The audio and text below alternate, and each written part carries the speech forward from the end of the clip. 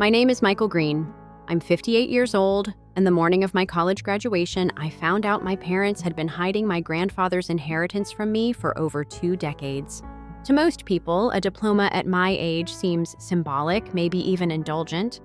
For me, it was closure. I dropped out of college in the early 80s when my wife died suddenly. Our son Noah was just 3 months old. I didn't have the luxury of grief. I took the first job I could get, fixed air conditioners by day, studied night courses here and there, and tried to give Noah a decent life. Meanwhile, I paid off my parents' second mortgage, helped my adopted sister Clara through nursing school, and supported my mother through the early stages of dementia until her memory faded completely. Nobody called it sacrifice then. They called it being the strong one. For 35 years, I was the invisible backbone of the family, a walking safety net. When my father retired, it was me who handled the paperwork. When Clara's son got arrested, I paid the bail. When my nephew wanted to start a food truck, guess whose name went on the loan? I never complained. I thought this was what we did. We carry the weight until someone else can walk. Then came the morning of my graduation.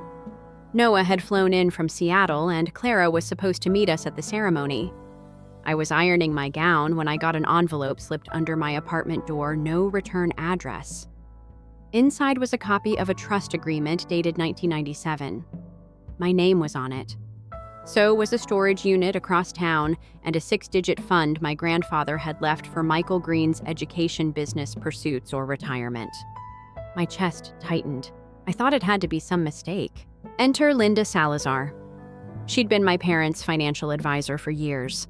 After a few tense calls, she admitted she had sent the document to me by accident, a clerical error. I assumed you knew, she said. They asked me to keep the trust silent until further notice. Further notice I was nearing 60. What were they waiting for my funeral? At breakfast, Noah noticed my expression and asked what was wrong. I handed him the documents. His face paled. Dad, this changes everything. They let you struggle for years while money was stashed in a storage unit. I was speechless. In that instant, memories shifted. My dad leaving me to repair his house alone in the sweltering summer. Clara getting a new car while I drove a borrowed one the Christmases when they said, "Maybe next year, Mike." And Clara, the adopted daughter, who always seemed to know when to cry, who could turn a cold shoulder into a guilt trip masterpiece. She had to know. Or did she? My mind spiraled between betrayal and disbelief. But what broke me wasn't the money. It was that nobody ever thought I deserved to know. Not even when I almost died of a heart attack last year and considered selling my condo to cover hospital bills. I didn't walk across that graduation stage with pride. I walked with clarity. And after the ceremony, when everyone clapped and posed for pictures, I quietly excused myself. I wasn't going home. I was going to find that storage unit. Because if the past was buried in a metal box somewhere, I was ready to dig it up. The drive across town felt longer than usual, though the roads were quiet and familiar. I barely noticed the radio playing some soft jazz, an old Charlie Hayden piece I used to play in the garage when Noah was a teenager. Back then, silence in the house meant trouble.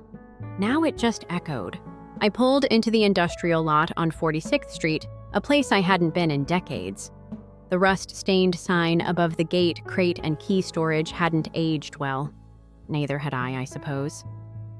The clerk barely looked up from her crossword puzzle when I showed my ID and the trust document. One glance at the old-school paperwork and she buzzed me through without a word. Unit 241, tucked between 2 bigger lots like a footnote in someone else's chapter. I stood in front of it longer than I should have. The padlock was rusted, but the key slid in smoothly like it had been waiting for me all along. Inside, the air was thick with dust and insulation foam. The contents were sparse but deliberate. 2 filing cabinets, a canvas duffel bag, a banker's box labeled R.E. Michael, and a single wooden chair facing the back wall. I sat, not because I was tired, but because I needed the stillness. The files were neatly labeled bank statements, property titles, a deed to a small parcel in British Columbia I'd never heard about. One folder had copies of checks my grandfather had written over the years, some for me, most never cashed. But what caught my breath wasn't paper. It was a photo. Me, age 20, shaking my grandfather's hand at his retirement party. He'd scribbled something on the back, "For the future you will earn."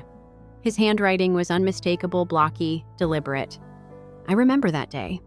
He'd pulled me aside and said, "Don't let them tell you who you are, Mike, even if it's family." Back then, I thought he meant my drinking buddies or some girl I was chasing. Now the words rang differently. Prophetic, almost.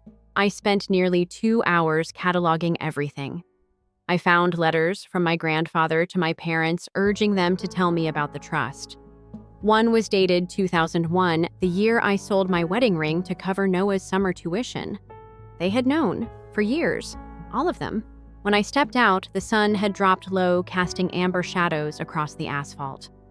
My phone buzzed a text from Clara. "Heard from Linda. Please don't do anything rash. Call me." I didn't reply. Instead, I drove straight to Noah's Airbnb. He opened the door in sweat's bowl of cereal in hand. One look at my face, and he set the spoon down. We talked for hours. About the trust. About the years I kept the family from crumbling while they quietly decided I didn't need to know. About how in choosing peace, I'd unknowingly chosen invisibility. "You were always the safe bet," Noah said. "They thought you wouldn't ask questions." I nodded, too tired to be angry. They were right. He leaned forward. "So what now?"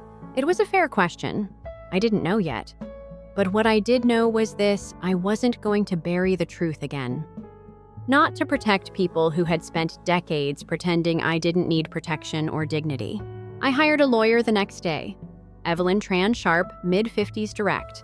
She looked through the trust documents and barely blinked. "You've got leverage," she said, "and precedent." She wasn't talking about revenge. She was talking about restoration, about what it meant to reclaim something you didn't even know was yours. That week, I filed a formal inquiry into the trust's mismanagement. We subpoenaed bank records, asset transfers, and correspondence between my parents and Linda Salazar's office. Turns out the trust had been altered in 2010, just enough to redirect small payouts toward Clara's real estate ventures under the guise of family equity pooling. Clara. The more I uncovered, the less certain I became. Had she been complicit, or just complicit by convenience? On Sunday, she showed up at my apartment. She looked older than I remembered, hair less perfectly dyed, makeup absent. She didn't knock. Just walked in like she used to when we were kids. "I didn't know the full picture," she said without preamble. "I knew there was a fund." "I didn't know it was yours, Mike." I wanted to believe her. I did. But the years had taught me that silence is its own form of consent. "I didn't ask," she added, almost whispering. "I needed the help. I assumed Dad handled it. I didn't think it would hurt you." And there it was. I didn't think it would hurt you. Because I wasn't supposed to need anything. I was the one who covered the gaps, filled the silences, caught the falling pieces. "I'm tired, Clara," I said finally. "I'm tired of being the family's insurance policy." She looked down.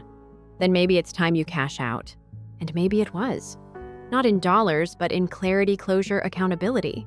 Before she left, she placed a small tin on my kitchen table. Inside was our mother's old rosary, the one she used to clutch when she forgot who we were. Clara whispered, "She would have wanted you to have this." I didn't touch it, not then. But later that night, as I reviewed the trust ledger Evelyn had reconstructed, I set it next to the folder. A reminder of what had been sacred and what had been desecrated. I wasn't angry. Not anymore. I was awake. And the past wasn't over. It had simply stopped pretending. I kept the rosary on my desk. Not out of faith exactly, I'd drifted from all that years ago, but because it reminded me of something elemental. Memory, ritual. The human tendency to touch something over and over in the hope that doing so might anchor us when everything else unravels. My mother used to thumb each bead when her mind began to fail, even when she couldn't remember what each one meant. She still knew how to hold it. That kind of knowing, muscle, deep pre-verbal that doesn't go away. I wondered what else we'd learned to forget. The investigation moved slowly, the way all legal matters seem to when you actually want resolution. Evelyn and her assistant, David, combed through 2 decades of records, emails, tax filings. Every week brought a new revelation, and with it, a new kind of grief. There were withdrawals marked educational assistance made during the years I was working 3 jobs, and Clara was buying a lakefront cabin. There were real estate purchases signed by my father, but financed with money clearly earmarked under my trust. All of it legal, technically, just morally bankrupt. And yet beneath all the facts, I felt something stranger creeping in a hesitant curiosity. Not just about the numbers, but about the decisions. What had driven them to reroute a legacy that wasn't theirs to touch? One night I called Linda Salazar. She didn't answer, but to my surprise, she called back the next day. Her tone was clipped, but not defensive. She invited me to her office. Off the record, she said, "You deserve that much." Her office overlooked a quiet park downtown, one I used to take Noah to when he was small, and I needed 10 minutes of peace. The irony wasn't lost on me. Linda poured coffee, black, no cream, no sugar, and looked at me with a kind of fatigue I recognized. "I kept the trust quiet because your father insisted," she said. "He said you had too much on your plate, that telling you would make you resentful, distracted." I raised an eyebrow. "And you believed him?" She sighed. "I believed he was trying to protect something. Not necessarily you. Maybe himself. Maybe Clara. Maybe the illusion that he could fix things without asking for help." That stung, because it felt true. My father had always preferred unspoken arrangement, silent corrections, as though conflict were a moral failing. He'd nod in thanks, but never admit fault. That's how I learned to keep my head down, how to disappear with dignity. "He thought you wouldn't ask," she added, "because you never had." And that too was true. I had confused endurance with virtue. I had mistaken self-denial for strength. Maybe he had too.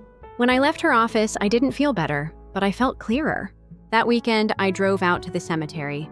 My grandfather's grave was modest, just a plain stone with his name, 2 dates, and a line he must have requested. A man's silence tells you everything. I knelt, not to pray, but to speak. "I found it," I said. "Too late to thank you, but not too late to honor it." Noah came by later that evening. He was staying longer than expected, working remotely from my dining table between depositions. He'd changed since I last saw him, not just older, but gentler in his questions. Less eager to fix things, more willing to understand them. "You think you'll ever forgive them?" he asked over dinner. I stirred my tea. "Forgiveness isn't the hard part. Trust is." He nodded. "It's weird, isn't it? Realizing your parents were never really parents in the way you needed. Just people, making decisions. Some terrible," I said. "Some they probably regret," he added. I didn't reply. Because regret is easy to claim. Repair is harder. A few days later, we received a response from Clara's attorney. She was willing to mediate. Not in court, too public, but with a family equity arbiter. Evelyn said it was a smart move. I wasn't so sure. What did it mean, after all, to mediate a betrayal that had spanned decades? Still, I agreed. Because closure doesn't always come through confrontation.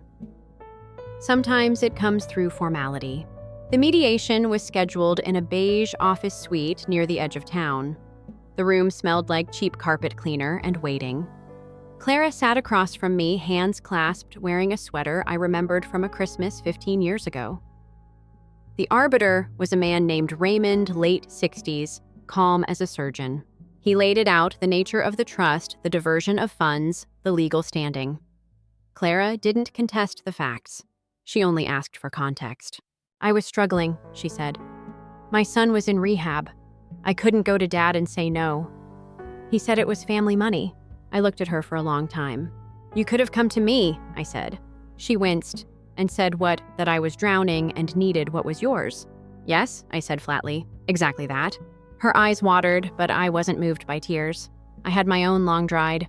We negotiated terms, repayment from her share of our parents' estate, a formal apology documented in writing, and an agreement to dissolve all shared financial entanglements going forward. She signed. So did I. It wasn't justice, exactly. But it was something close. Boundary, a full stop. When we left, she touched my arm. "I don't expect you to forget, but I hope someday we can sit in the same room without all this between us." "We are now," I said. "This room, this is that." Her face crumpled just slightly, and then she walked away. Back home, I moved the rosary to the bookshelf next to a photo of Noah and me at the graduation ceremony. I kept the trust documents in a folder labeled Resolved, but I didn't seal it. Some stories aren't finished. They just pause. I didn't feel triumphant. I felt honest. And that after a lifetime of omission was enough. Spring came slow that year. The kind of hesitant thaw that makes you wonder if winter is done with you or just taking a breath. After the mediation, life didn't return to normal. It rearranged itself. I wasn't angry anymore, not in the sharp way that burns through your chest. What lingered was something quieter, more sedimented, like grief with a filing system. You don't feel it all at once. You find it in layers, at the bottom of old drawers, in unopened mail, in the sound of a ringtone you don't answer anymore. I spent a lot of mornings at the community garden down the street. It used to be a vacant lot full of glass and garbage. Now it was a patchwork of green maintained by retirees, immigrants, and people like me, those who needed something to tend that didn't talk back. I had a plot there. Tomatoes, chard, a few herbs I could never remember to use. The routine suited me, loosen the soil trim, the rot weight. One morning, Noah joined me. He wore a hoodie and looked out of place among the older volunteers in windbreakers and orthopedic sneakers. Still, he dug beside me without complaint. I put in for a transfer, he said casually. Back here. Remote's fine, but I don't like living on pause. I nodded, wiping dirt from my palms. You sure Seattle fits you? He shrugged. I don't think I ever needed fit. I think I needed distance. That's different. He was right, of course, and brave enough to say it out loud. I couldn't help but wonder what it would have changed had I known at his age that distance wasn't the same as healing, that leaving isn't closure unless you also let go. We talked about the house. He wanted to help me renovate it, said it could be a project. You've been carrying too much history in those walls, he said. Might be time to knock a few down. It was a strange thing to feel permission from your own child. But it settled in me like warmth. I said yes. We started on the attic that weekend. It had been more storage than living space, old boxes, tax records, yellowed Polaroids. In one corner, we found a cedar trunk. Inside my high school Letterman jacket, my wedding album, and a stack of my grandfather's journals. I hadn't known they existed. My father must have packed them away when he died. The entries were brief, meticulous in that old-fashioned cursive that people don't teach anymore. Most of them read like inventory logs, planting dates, cash flow, rain levels. But every so often there were reflections. Mike helped me fix the gutter today. Didn't complain once. I see myself in him, too quiet maybe, but steady. God help him, that boy loves without receipt. Or worried about Helen's memory. She repeated herself 5 times tonight. Told Mike it was nothing. He knew better. Didn't press. Just stayed. Some kinds of love don't have a voice. I read for hours.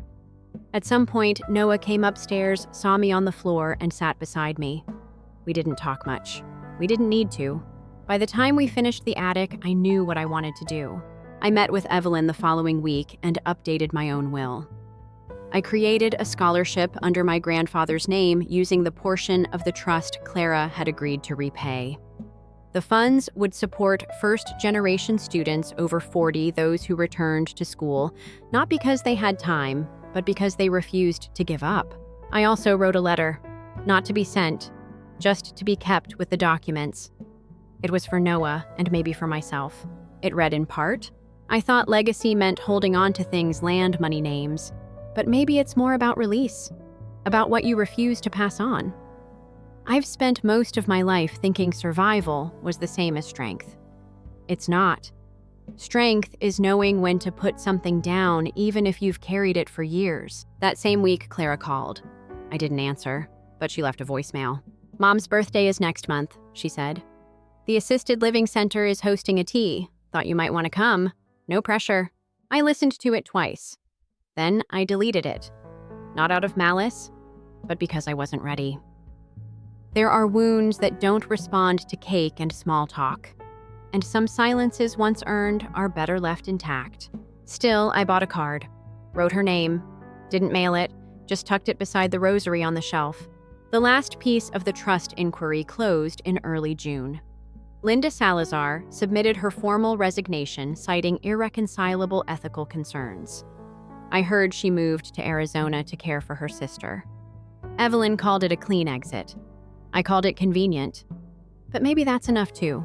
Noah started coming by more often, sometimes with groceries, sometimes just with a story from work. He seemed different lately, more grounded, less eager to prove he wasn't his father's son. One night, over grilled salmon and asparagus, he asked me something unexpected. "You ever think about dating again?" I nearly choked on my drink. "I'm serious," he said, laughing. "You've got time. You're not dead. You're not even boring." I waved him off, but the question lingered long after he left. Not because I had an answer, but because for the first time in years, I realized I could ask it without guilt. Life, it turns out, has room for renovation too. Later that month, I visited the storage unit one last time. I'd decided to donate most of the contents records furniture, even the chair. But I kept the banker's box labeled R.E. Michael. Inside, I placed the first draft of my scholarship letter, my grandfather's journals, and the photo from his retirement party. I closed the box, locked the unit, and gave the key to Noah. "Just in case," I said. He held it for a moment, then slipped it into his pocket. "I'll take care of it," he said. And for once, I believed him. Summer crept in without fanfare. The kind of summer that comes not with heat waves or fireworks, but with soft mornings and long twilight shadows, quiet, steady, like someone apologizing without words. I found myself falling into new patterns, not out of routine, but out of choice. There's a difference I've learned. One is obligation, the other is reclamation. Noah and I finished repainting the hallway that July. The color he picked, something between slate and storm, felt appropriate. Dignified, a little moody, but clean. When we took down the old family photos to avoid paint splatter, I didn't put them back up. Not out of bitterness, but because they no longer represented what I wanted this house to hold. Instead, I framed the letter from the scholarship board, the one confirming its approval, and the small handwritten note from the director. "Your application wasn't just thorough. It was human. We're honored to carry your grandfather's name. It's a strange thing to feel pride and mourning at the same time, like applause at a funeral." In early August, I received a letter, not an email, not a voicemail, but a letter. Handwritten. The envelope had no return address, but the handwriting was unmistakably my father's. Slanted, small, consistent. It had always irritated me as a child that he never used loops in his Y's or G's. Everything about his penmanship was tight, restrained. Inside, just a single page. "Michael, I've been told what's happened. I won't ask for forgiveness. That's not mine to claim. I did what I thought was right. For your mother, for Clara, for what was left of our reputation after the business failed. Maybe I should have trusted you with more. Maybe I should have trusted myself with less. Do with that what you will. Dad." I sat with it for a long time. Not angry, not vindicated, just tired. The letter didn't absolve anything, but it gave shape to something I'd suspected all along: fear. Not malice, not even greed, just fear of failure, of exposure, of watching a carefully curated narrative unravel. My father had been protecting a house of cards long after it collapsed. The next week, Noah and I visited my mother at the care center. She was thinner than I remembered, though her eyes still held moments of clarity. The nurse said she had good days and foggy ones. That day, she was quiet but alert. She recognized Noah immediately, smiled when I handed her a small pot of chard I'd clipped from the garden.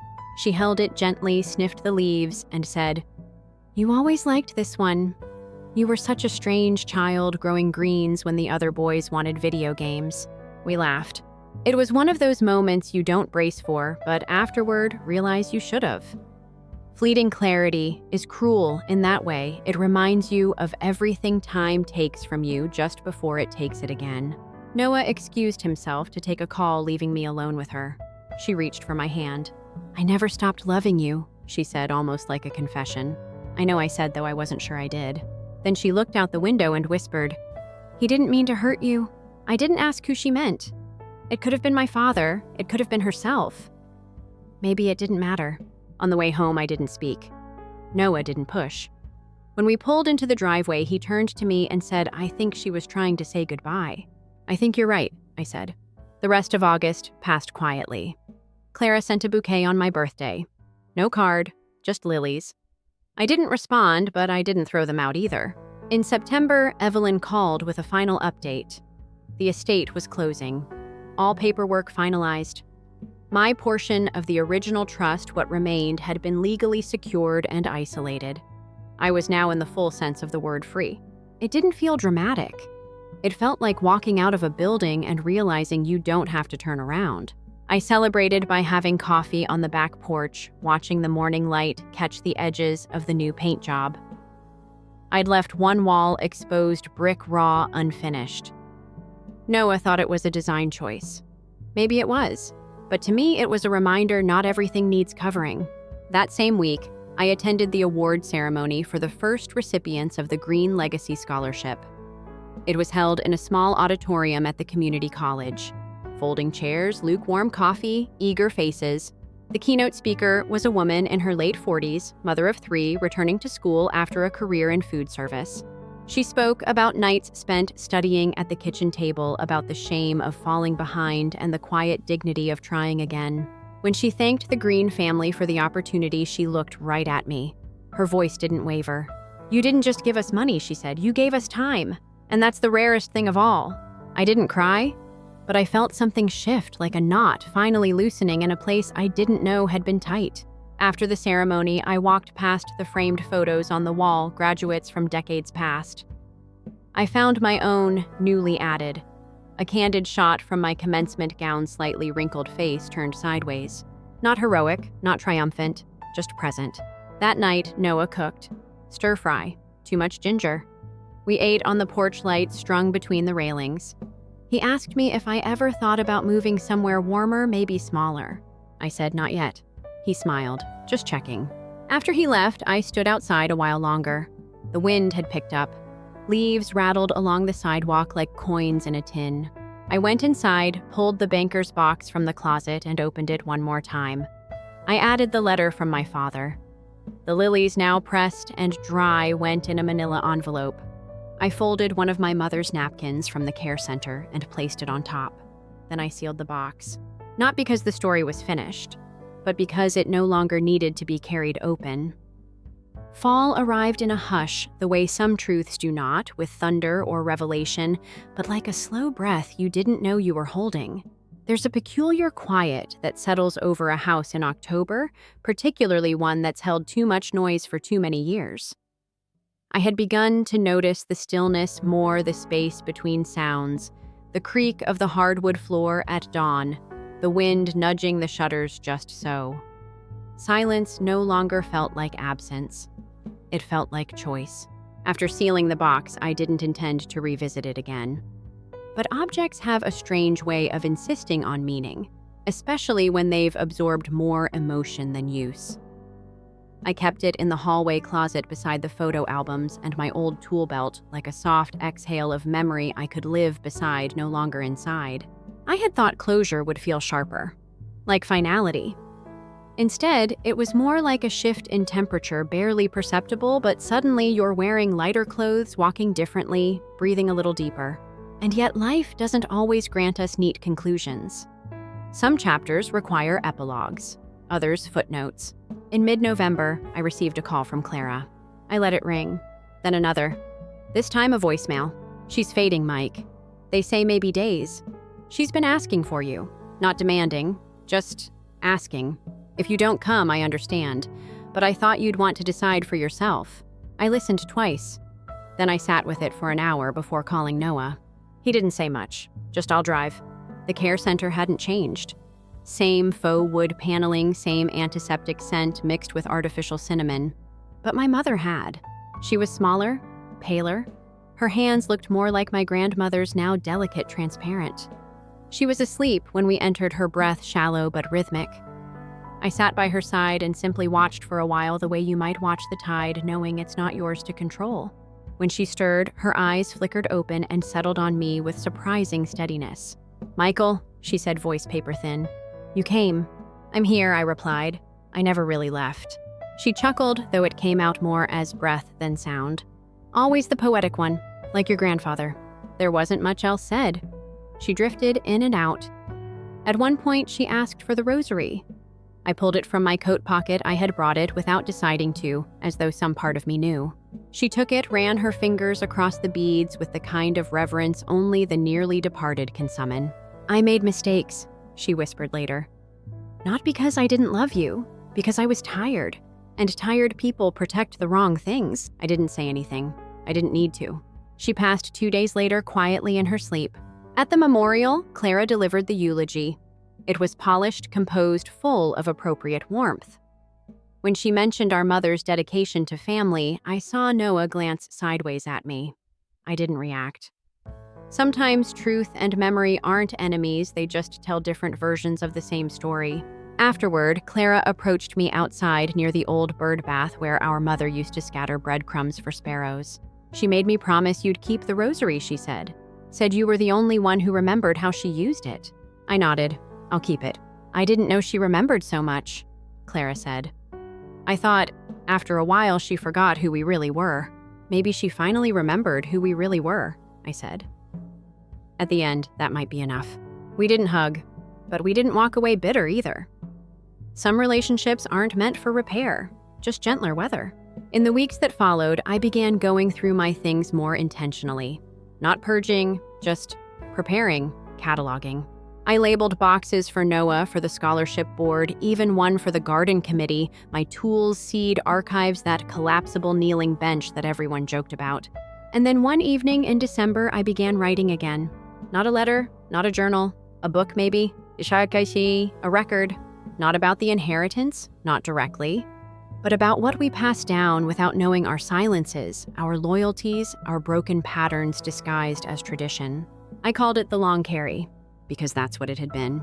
A life of holding, of hauling what others couldn't name, of learning slowly when to set it down. By the first snowfall, I had 3 chapters written. Noah read them quietly one afternoon and said, "This is what healing sounds like." I told him it wasn't healing, not exactly. "It's just truth," I said.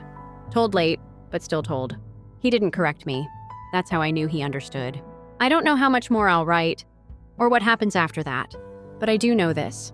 The box is sealed. The trust is closed. The burden finally is not mine alone.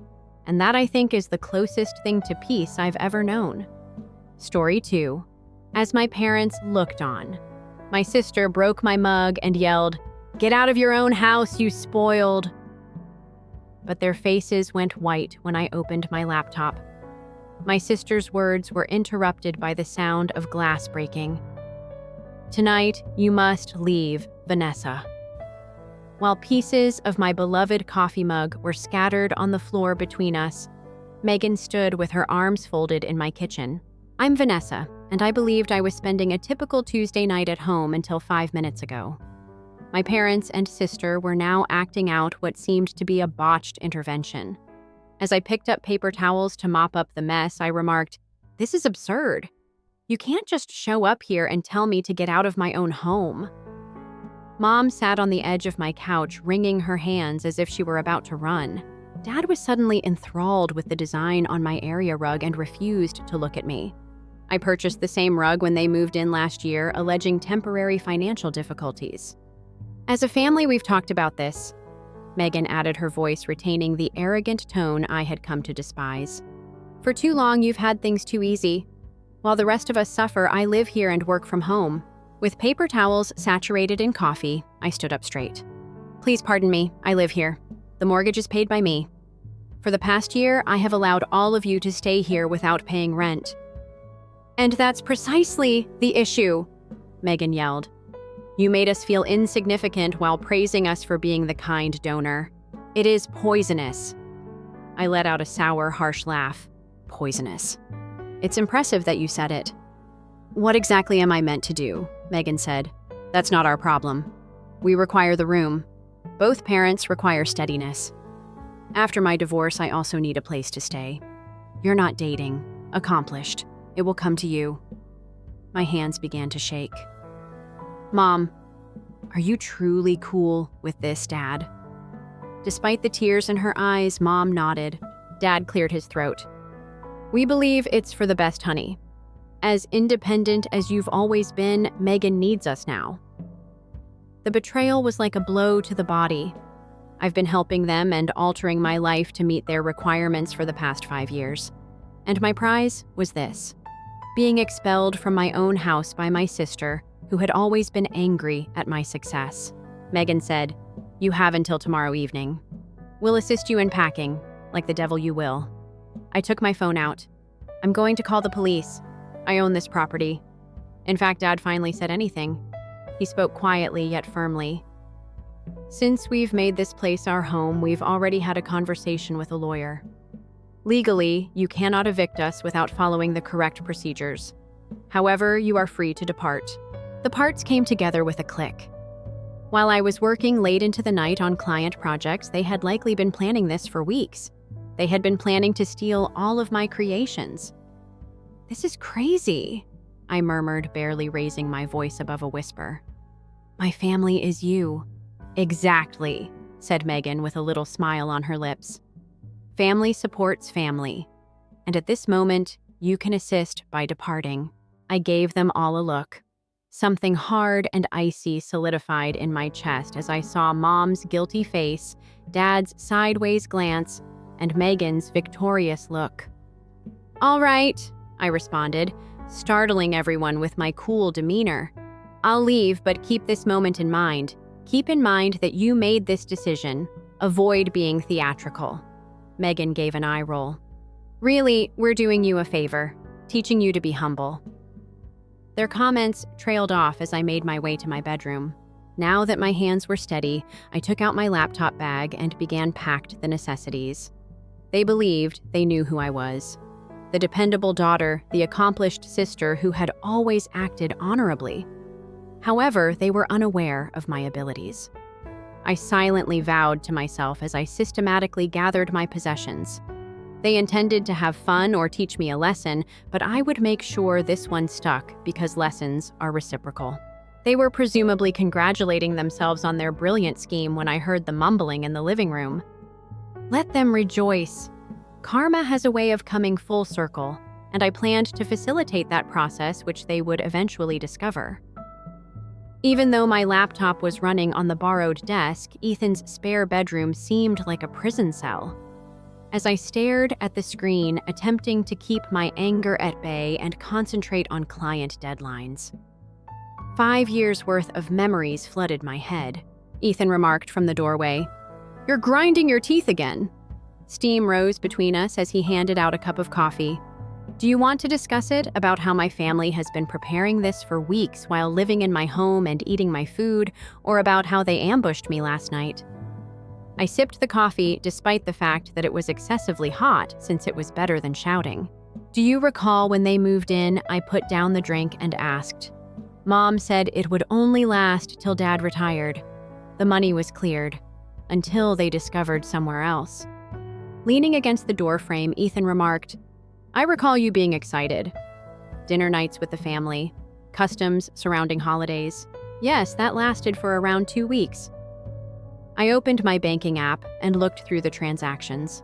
Then came the unexpected costs and the ongoing repairs they insisted the house required. The way Megan began to appear more frequently and bring her drama with her. It buzzed on my phone. The screen showed Mom's name. Today's third call. I turned it down. I smiled a little and replied, "I think they're wondering where some of their things are." It's amazing that they were unaware that last month I had moved my crucial paperwork and accounts to a different bank. I sensed that something was about to happen. Astute. Ethan gave a nod. "However, that doesn't explain why you're not working on the Morrison project and instead are examining old pictures from 5 years ago." I reduced the size of the window he had noticed. "Do some research. I am recording all of this. They failed to pay every bill they pledged to pay and every pound they borrowed. Whenever I had deadlines, they would invite people over or disparage my work." "Vanessa," there was a caution in Ethan's voice. "Don't. Megan's face was hidden from you last night. There was more to this than merely wanting a place to stay. She liked it. You know she's always been this way. She would smash my belongings when we were youngsters and blame it on me, according to our parents. She told everyone that I only obtained my first design job because I flirted with the supervisor." Once more my phone buzzed. It was Dad this time. Do you recall when they moved in, I retrieved a picture from 5 years prior? Take a look at this family meal. Everyone is grinning. Megan arrived with 3 luggage 2 days later and announced that she was taking a break from marriage. She was never gone. I began moving my furniture around, making fun of my job schedule. I told my parents that my desire for quiet time to accomplish deadlines was selfish. "What plans do you have?" quietly, Ethan asked. On my laptop, I opened another folder. They believe they have triumphed. Alas, accomplished. At last, Vanessa knocked down a peg, but they overlooked a crucial detail. What is that I made web pages for half of their pals? I oversee social media for dependable local businesses. I am aware of financial details that they may not have observed, and I've got evidence of everything. Ethan shut the door after entering the room completely. This isn't a film. You don't exact retribution. Perhaps I should do it now. I looked over at him. Were you aware that Megan had been gaining access to my work files? I discovered evidence of her perusing the contracts of my clients. She has been preparing to assume control of my business relationships. Most likely positioned herself as a less expensive option. She has contacted the Morrison account already. Jesus, Ethan whispered. Have you given a lawyer a call? Better. I opened a different document. I gave Uncle Greg's attorney a call. He left me something in his will, it turns out. They are not yet aware of it. It was the 3rd time my phone buzzed. Megan texted. There are some of our key documents missing. What did you do? I showed the message to Ethan. You see, they're already concerned. They assumed I would simply roll over and accept it. But last night, they taught me something. What is that family is helpful? Family. I repeated what Megan had stated the night before, and I will assist them in comprehending the precise meaning of that. For the first time since last night, I felt focused as I shut down my laptop. Please do me a favor. Could you assist me with putting some items in storage? I need to get rid of a few things from my house before they discover how much they're truly worth. Ethan looked at me for a while. The outcome of this will not be favorable. No, I said, getting to my feet. However, it will finish just as they deserve it to. On my screen, the bank statement shone like a neon symbol of treachery. Several transfers to an unfamiliar account. Each was less than $5,000, which is slightly below the amount needed to set off automated notifications. The sum, which was siphoned out over 3 months, made my stomach turn $47,000. I instantly recognized Megan's work. She had always handled other people's money with shrewdness. She sent me a text and my phone lit up. We must discuss the Morrison account. Your recent job has not pleased them. Naturally, they weren't, as Megan had been compromising my connection with my largest client by surreptitiously calling them. I started that account from scratch, gained their trust during a 3-year period, and now through Ethan's window, the doorbell rang. My mom's automobile was in the driveway. Don't respond to it. Ethan came from the kitchen and called. On the porch, I saw Mom go from foot to foot while holding her purse tightly like a shield. 5 minutes later, she drove off, leaving a tiny box at the door. When Ethan brought the package in, I joked, it's probably more guilt gifts. For example, Mom got me a new coffee maker to make up for the 3 months she allowed Megan use my car. There was a note and a framed picture of our family from Christmas last year in the package. You are missed. Come home, please, so we can resolve this. Even I could hear the hollowness in my laugh. Home, you say? I'm being robbed of that one, Ethan said, putting down his coffee about that. I performed some research. You're having a mental breakdown, Megan has been telling folks. Claims you've been ignoring your work and growing suspicious. She is putting herself in a position to steal your customers. In my hands, the frame cracked. Show me. He displayed a number of emails from his phone conversations with Megan and local company owners I had been doing business with for years. In her well-chosen remarks, my sister expressed concern about my erratic conduct and offered to assist in keeping their initiatives going. Ethan whispered, There's more. People have been hearing from your parents that they moved in to support you at a trying period. They are attempting to protect you from yourself by presenting themselves as the loving family. It's incredibly clear how the pieces go together. They needed me out there for that reason, not merely stealing my house. Everything is being taken by them. My life, my clients, my reputation. Once more, my phone buzzed. Our scheduled appointment has been canceled by the Morrison client. The response thanked me for understanding while they looked into other options and mentioned worries about my personal problems. I sprang up suddenly and said I need my laptop, the one from my office at home. It contains all of my customer files, contracts, and other documents. Hold on, Vanessa.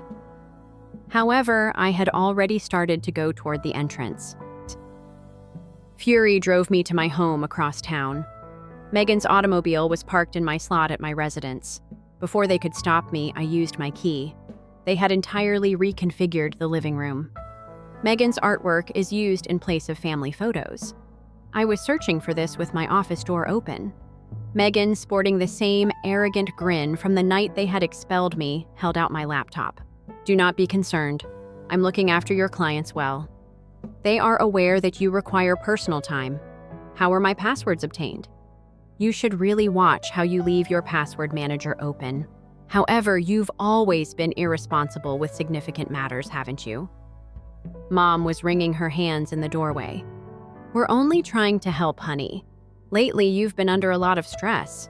Feeling stressed, I sounded weirdly composed. You know, like finding out your sister has been stealing or discovering that your family is attempting to ruin everything you've worked so hard to achieve.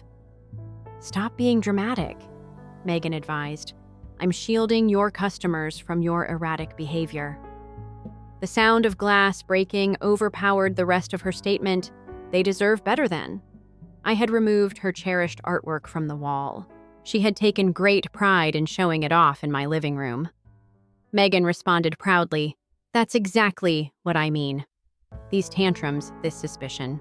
You're demonstrating our argument. I gazed at Megan's contented grin, my mother's worried face, and my laptop in her hands, which had years' worth of my work. Something changed within me, hardened. Do you wish to witness instability? I took my phone out. Allow me to demonstrate what that actually looks like. I had proof of all of it. I understood just how to use the emails, transfers, and lies. They believed they were ruining me. I was going to explain to them what destruction meant. 3 days after my run-in with Megan, Uncle Greg's attorney sent me a letter. When my coffee got cold, I sat in Ethan's kitchen and flipped the big envelope over in my hands. Are you planning to open it? Ethan asked, observing me from the other side of the table. The formal, weighty paper seemed to hold something that had the power to alter everything. I ripped it apart, revealing many pages of court records. About halfway through the first paragraph, my hands began to shake. What is it? Ethan bent over. I inherited Uncle Greg's home, the Maple Street one. I raised my head. The person my parents had always desired. Ethan gave a low whistle. Victorian times. It's worth more than a... I continued to hit like a hammer as I read each word. In some way, he knew this would occur. That was made obvious in the letter that was attached to the will. Your family has revealed their true nature, Vanessa, if you are reading this. With one exception, the house is yours. Before you can sell it, you have to reside there for a year. Think of it as both a challenge and a gift. Make good use of it. Uncle Greg, it buzzed on my phone. Dad texted me. We must discuss the family trust. Your mother is concerned about some documentation that has gone missing. I pointed to Ethan and said, they're getting desperate. They are aware that I can provide evidence of the money theft, the intervention of the client. They are attempting to control the damage. Regarding the house, what will you do? I got up and started to pace the kitchen. Uncle Greg always had the best advice. At the most recent family reunion, he deems Megan a skilled manipulator after seeing through her act years ago. He was warning us, but everyone believed he was being mean. An image of customer contracts, bank statements, tax papers, and other paperwork strewn on my former office desk appeared in another text message, this time from an unidentified number. Then came Megan's message. "I don't want these to disappear. Tonight, would we come by ourselves? We can figure something out." "Don't leave," Ethan said right away. "It's a trap." It is, of course. I found the lawyer's contact details, but she is still unaware of Uncle Greg's residence, or my recording of her admitting to stealing the cash. Vanessa. I had come to despise the note of worry in Ethan's voice. "The house is no longer the only issue, is it?" Still sitting on his counter. I paused my pacing and gazed at the family photos. The smiling faces were the ideal lie. They're not merely attempting to seize my house or company. They want to delete me and replace me with their idealized picture of myself, and retaliation will resolve it. No. I took Uncle Greg's letter once more. Justice, however, may. Despite the anxiety rushing through me, I spoke steadily as I dialed the lawyer's phone. "Greetings, I am Vanessa Mitchell. I need to talk to you about carrying out Uncle Greg's will right now, and I want to show you the financial fraud evidence I have." As I set up the meeting, Ethan watched. "What about tonight?" he inquired after I hung up. The threat posed by Megan. "Yes, I will be present." I opened my email and first began typing. Copies of all the documents' bank records, client communications, her confession to each board member at her husband's business, and the one in which she is attempting to obtain alimony from Jesus are being sent to each board member.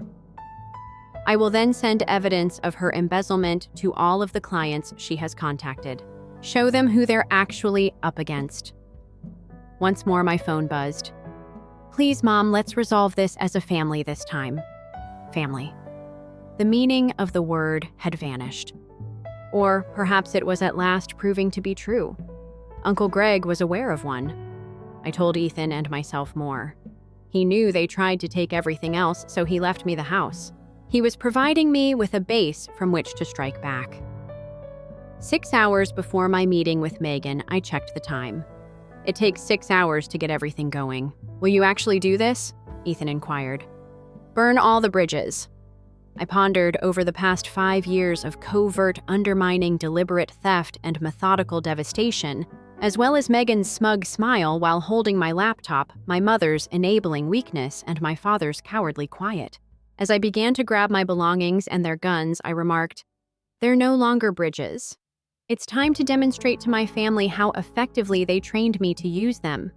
They would lose everything if they told the truth, including their well-crafted lies, social status, and reputations. As if they had attempted to rob me of everything." The email about the Morrison account cancellation arriving first would have been approved by Uncle Greg. The others followed. My mailbox is being inundated with client terminations. Every mail made reference to either my work-related or personal problems. Megan's statements are coming from several sources. I looked at my financial accounts.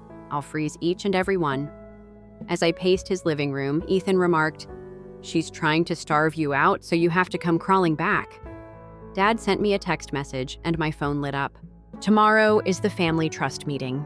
You must be present." "Meeting of trust?" Ethan inquired. "No trust exists." I continued to pace. "This is their most recent lie. Most likely, they intend to proclaim me incapable or anything similar out of desperation." Megan's divorce attorney sent me another email asking for an urgent deposition regarding my understanding of specific financial issues. Everything fits together. My clients are being used as leverage by her. She'll make sure I never work in this field again unless I agree to whatever tale she tells her ex-husband's attorneys. Mom sent a video call request to my laptop.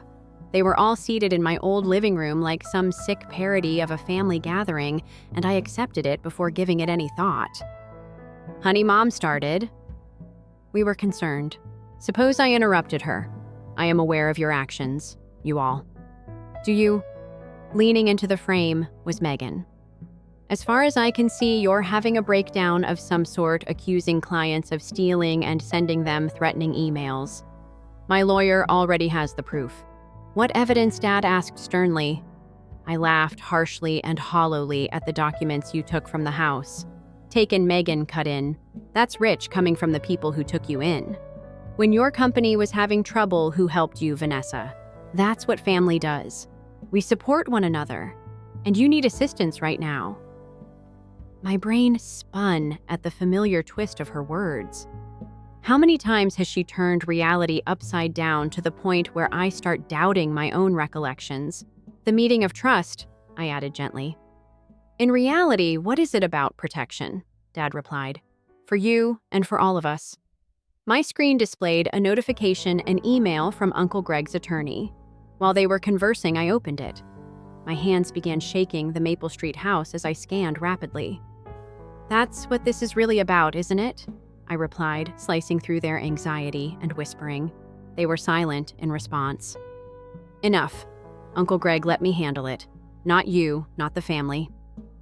Megan said, You're not thinking clearly, with ease.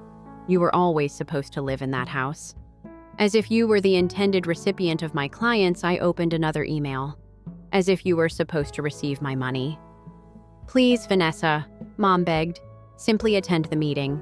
This is something that our family can resolve. On the television, I gazed at their faces. Mom's practiced, worried dad kept a safe distance, and Megan's barely disguised victory. They believed they had me in a tight spot. Do you remember what I said? I'm grabbing my keys. You're correct. Now let's get together. Megan began, Now isn't a good time. But I was already on my way out. I can send all of the bank documents, customer correspondence, and recordings to all of the local newspapers, or we can meet at Uncle Greg's house in 30 minutes. You have an option. I hung up. Ethan got up to me at my car before they could reply. It's like stepping into a trap. I climbed in and started the engine after he shouted no. This is the first setting. Megan texted me and my phone chimed. You're doing something wrong. Uncle Greg's message, his caution regarding true colors, and the fact that he had foreseen what would happen came to mind. When I asked Ethan, he immediately climbed in. Whatever is going to happen needs to be seen by someone. I drove out onto the street, heading for Maple Street in the Victorian home that had sparked it all, toward the sister who had planned it all and the family that believed they could destroy me. Ethan replied softly, You know there's no turning back from this. I tightened my hold on the steering wheel as I watched the streets I knew flash by. When they attempted to destroy me, they destroyed that bridge. They can now watch while everything around them burns down. Rather, the Victorian loomed ahead, its windows waiting dark, as if it knew what was about to happen. It was time to show my family what they had accomplished. Uncle Greg's Victorian towered over us, its windows like accusing eyes reflecting the waning sun. The roadway was already lined with my family's vehicles. They had come early, most likely to plot their course of action. As we got closer to the front door, Ethan whispered, This is your last chance to back out. I took out the key the lawyer had given me. Everything else was taken. This isn't going to get inside. Voices came from the research room. I announced my coming by following their every step on the hardwood floors. As I walked in, the conversation ceased, like she belonged there. Megan sat at Uncle Greg's desk. Her parents stood by her side like obedient subjects. Above the hearth, the family photo observed all of us. Uncle Greg's sardonic grin now appeared foreboding. I see you brought an audience, Megan said. I brought along a witness. I remained where the trust papers were. Dad cleared his throat. Let's talk about your recent actions first, honey. These charges, these dangers. Do you mean the proof I took out my phone, the client emails, and the money transfers? Shall we begin there? Let's get started. Let's hear it from Megan. She pulled out a document, a petition for emergency conservatorship from a folder she had opened. There was a slight tilt to the room. What are you experiencing a breakdown, Vanessa? The unpredictable actions, the suspicious charges, and the threats against relatives. We are concerned for you. You're not serious. Your recent actions have already been reviewed by 3 mental health professionals, Dad replied quietly. They are quite worried. I observed their features, the rehearsed worry, the practiced concern. All along, this was your plan. Take my business, my home. Megan corrected me when I retaliated against your irrational allegations and threats to ruin the family. We're attempting to assist you by declaring me incompetent. Even I thought my laugh sounded weird. I'll assume you'll take care of Uncle Greg's house and all of my business. Mom stated you're not stable enough to handle the house, so it should remain in the family. Megan signed the documents. Let's take care of everything if you push them forward. Your customers, your money. While you recover, the house will take care of everything. As I gazed at the papers, I noticed the signatures of physicians I had never met and assessments of actions they had never seen. They had considered every possibility. What's interesting, you know? My voice was more steady than I felt as I spoke. Uncle Greg's will included a note. Curious about what it said, Megan began. That's not relevant. But I interrupted her. He was aware that you tried anything similar. He included a proviso for that reason. The house is given to charity if someone tries to have me deemed unfit or tests my ownership. Every penny is donated to a worthy cause. There was complete stillness after that. Megan responded, "You're lying," but there was a hint of doubt in her voice. "Give the attorney a call. He is awaiting my cue. I'll just say one word and be done. The recording's the proof." Uncle Greg publishes his letter. What impact do you believe that will have on your divorce settlement, Mom's social standing, or Dad's or Megan's reputation in the engineering community? Mom whispered. You wouldn't. Your family is us. Family. My hands smacked into the desk. Family members don't steal. Family doesn't control. Your family won't try to label you nuts because you exposed their deception. Every dime you stole is documented for me. Observing Megan's pallid expression, I went on. Every falsehood you told, every customer you spoke with. Once you sign those conservatorship documents, everything will be made public. Everyone will know who you truly are if you try to battle me for this mansion. Megan got up slowly. Do you believe you have won? You've lost everything, even if you maintain the house. Your customers won't return. You are the one who created your reputation. I take a step back. Well done. You intended to ruin me. The mission has been completed. However, I will take you all down with me. Megan's words halted me as I turned to go. Hold on. Uncle Greg is something you're unaware of, regarding the reason he actually abandoned you at home.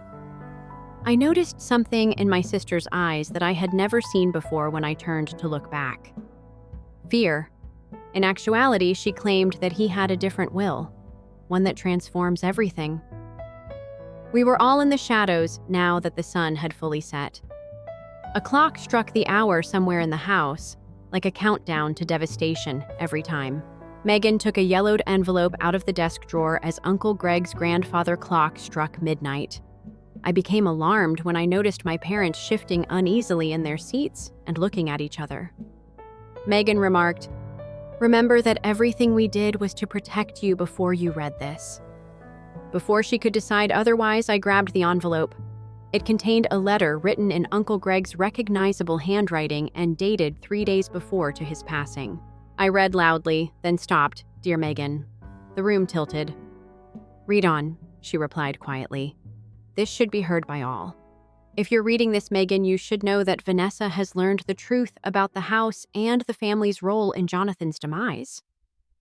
The name struck like a blow to the body. Just before my parents moved here 5 years ago, my fiancé Jonathan was killed in a vehicle accident. What is this?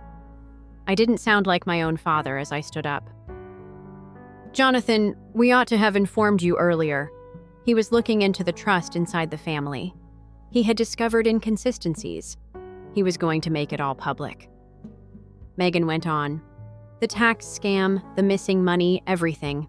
However, we made an effort to reason with him. However, the letter fell apart when I held it. What did you do? Mom muttered that it was an accident. All we wanted to do was speak with him.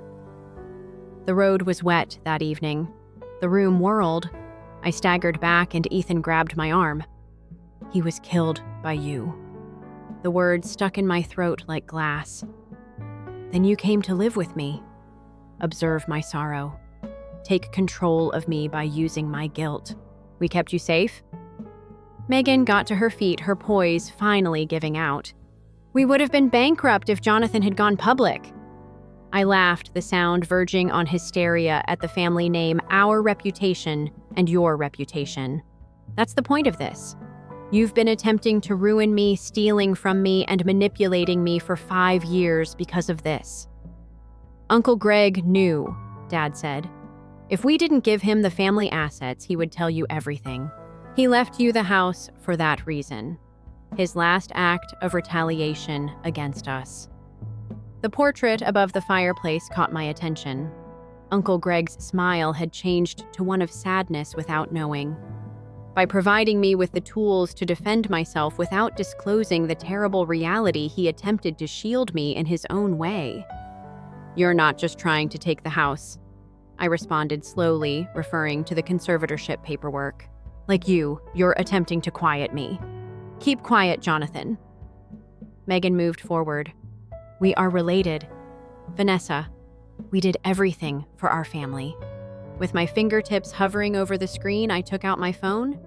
Allow me to explain the meaning of family to you. I hit the transmit button. Their phones started vibrating a few seconds later. What did you do?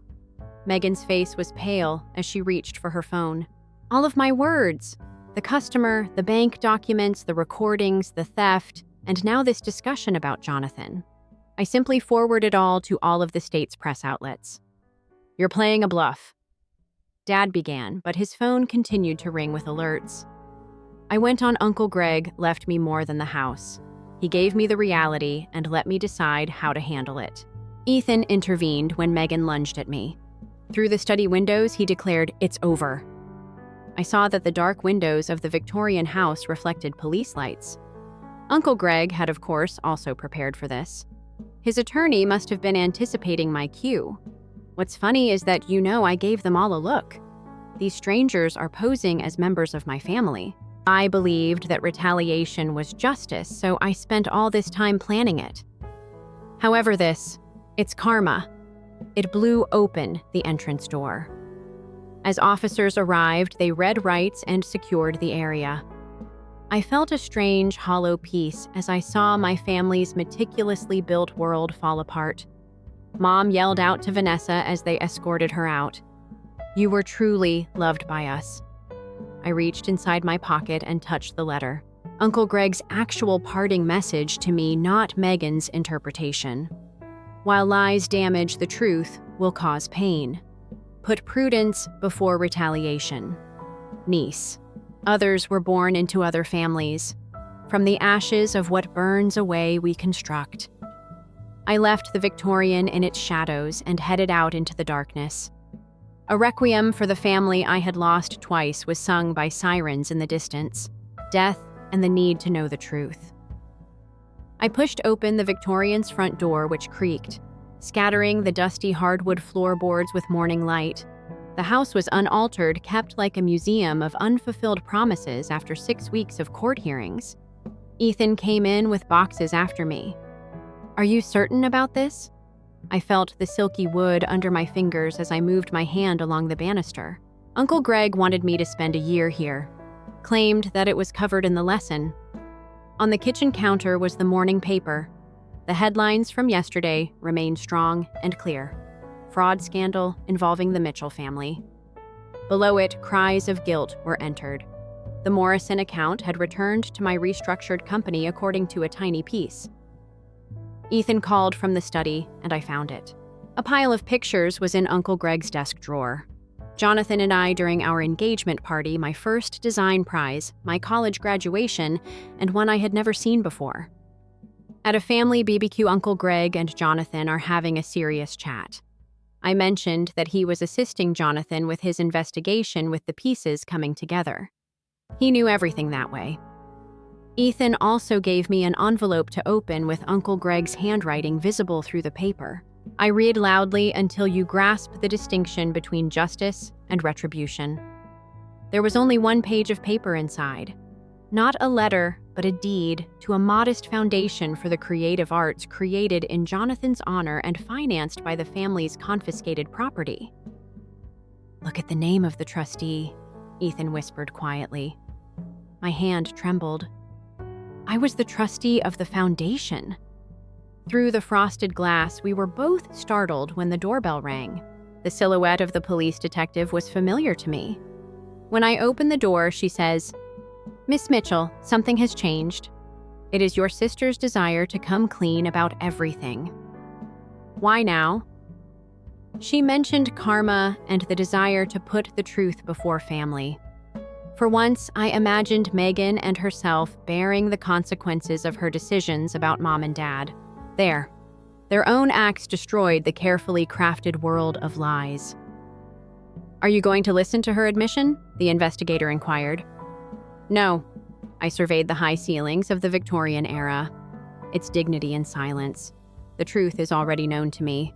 Her karma, not mine, is what she does with it now. I was back in Uncle Greg's study looking at his portrait after the detective had departed. My hands felt heavy with the foundation papers. It is an instrument for transformation rather than retaliation. I answered to his fake smile, "You knew." I would have to decide between destroying them and creating something new, as you knew. There was Ethan in the doorway. "The movers have arrived. Would you like me to let them know where everything goes?" In fact, I took another look at the foundation documents. I've thought of something else. Art studios might fit in the spacious chambers of the Victorian era. Its expansive garden might welcome students, and its parlor could accommodate galleries. You're going to make it the headquarters of the foundation. Ethan understood more than that. I took out my phone and showed him the draft email I had written. My art therapy initiatives begin with outreach to inmates. His expression changed to one of understanding. "You will assist Megan." "No." I placed the foundation documents below Uncle Greg's and Jonathan's picture on his desk. "I'm going to assist myself and everyone else who needs to find their way out of the dark." With their footsteps resonating through the house like a heartbeat awakening, the movers started carrying in boxes. According to Uncle Greg, some families rebuild from ashes, and each box contained art supplies rather than furniture, tools for creation rather than destruction. Ethan was correct, I informed him, but he overlooked something crucial. "What is that?" I let the sunlight enter the room by opening the curtains. We sometimes rebuild our own families. A moving truck pulled up outside with canvases and easels. Like scattered hopes, dust motes caught light as they danced in the sunbeams and made their way home. The Victorian was no longer merely a home.